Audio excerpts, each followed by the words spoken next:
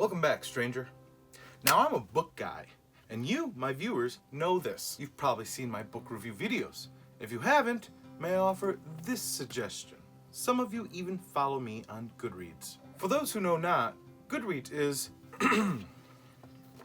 courtesy of Wikipedia, the free encyclopedia, a social cataloging website that allows individuals to freely search its database of books, annotations, and reviews. Users can sign up and register books to generate library catalogs and reading lists. They can also create their own groups of book suggestions, surveys, polls, blogs, and discussions.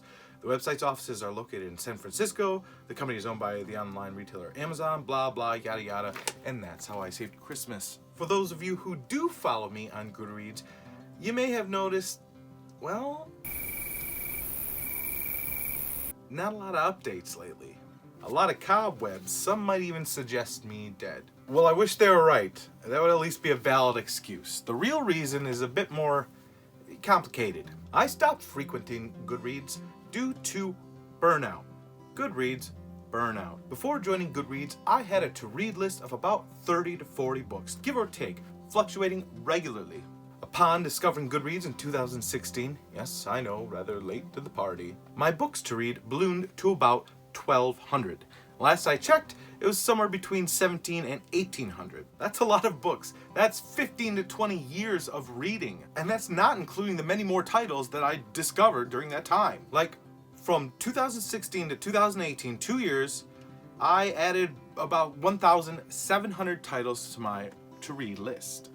While I might read 2,000 books in 15 years, I will have added another 8,000 to 9,000 during that time. So basically, my life as a reader would remain now and forever perpetually unfulfilled. Yeah, overwhelming. And this is my number one excuse for taking a break with Goodreads. And you're probably saying, but Johnny, the folklore guy, how could you turn such a blind eye to so many potentially amazing reads? And you'd make a good point, but I digress. Long before I discovered Goodreads, in fact, before Goodreads was even invented, or for that matter, social media, I discovered books the old-fashioned way, by word of mouth and by browsing bookstores and libraries. And I had such joy in browsing. One might even say Goodreads took that joy away from me, because I found myself, rather than perusing the many titles, judging them by their covers, which you're supposed to do, that's why they're there, to judge them,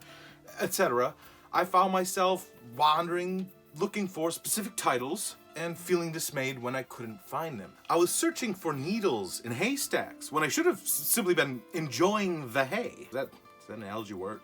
Reason number 2, the annual reading challenge. Now, this was probably my favorite Goodreads feature, for a bit. Followers may know last year I set the goal of reading 100 books. 100 books in 365 days, an average of 36.5 books a day. That's wrong math. That math is wrong.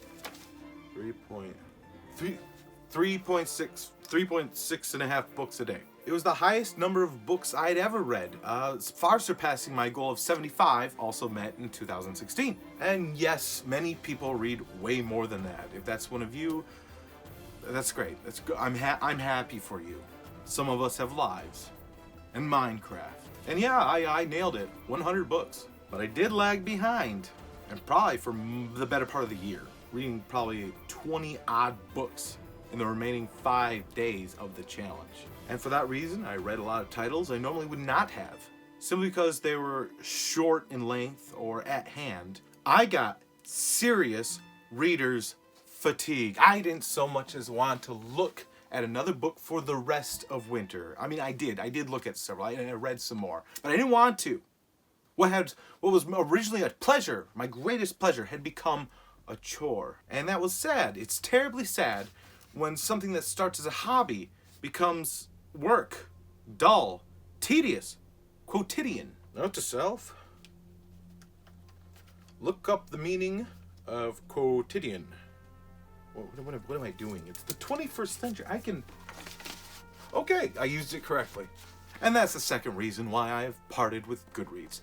Amicably, no doubt. Some might ask why I simply abandoned the challenge after halfway through the year when it was becoming dull and work and tedious and quotidian. Well, it's because I'm a competitive asshat, and I'm all about commitment. And that is why I'm 33 and single. I mean, I still check in occasionally to update my progress on books I'm reading, or to enter the giveaways, which the giveaways, they are pretty sweet, I gotta admit. I mean, it's free books if you win. And I've won many. But that aside, for the two aforementioned reasons, I've given up on the book nerd social media. The book Facebook. The book for now. At least for until next year, when I set an even higher reading challenge. I just can't quit you, Goodreads. You're my one true boo. Well, thanks for stopping by, stranger, listening to this rant on why I've parted ways amicably with Goodreads, but will most likely pick it up again. Leave a comment below telling me how you feel about Goodreads, what you feel about the Book Lovers social network, and what you do on it, and if you too have parted with it for reasons the same as mine or different. Adiós, lectores de los libros. He sido bonito. Siempre eres bienvenido en mi cuello del bosque. Ciao.